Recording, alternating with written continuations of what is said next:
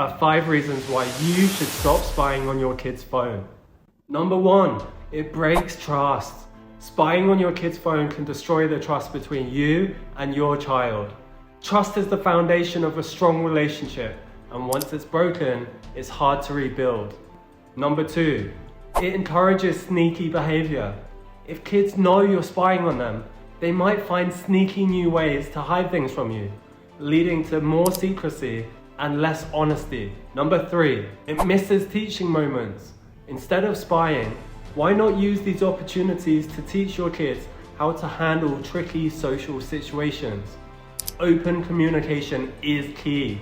Number 4, it stifles independence.